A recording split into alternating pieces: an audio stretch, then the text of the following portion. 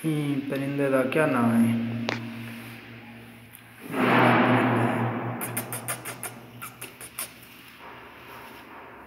اٹھی پہنچی میں کتنے گئی؟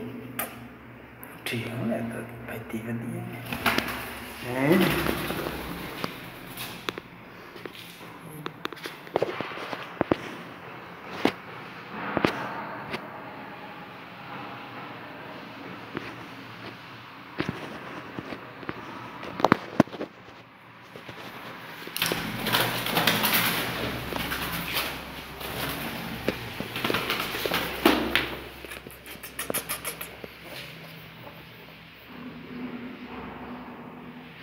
یہ شودا بڑا ہے کتنے کمرے دے وچ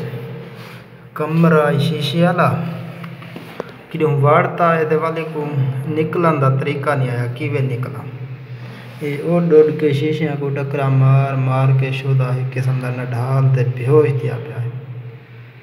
اور میں جدھا کام کرن کمرے دے وچ اتنی میٹھو ماری پیا نا پتہ نہیں کتنے ڈیاں دا شودا ٹھکا پیا ہے حالت اندی بالکل ہی نڈھال ہے شودا ہلکا گڈ دے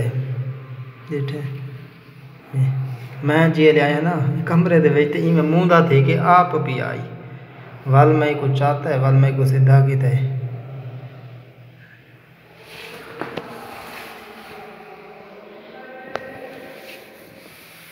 ہاں ایک کو میں انشاءاللہ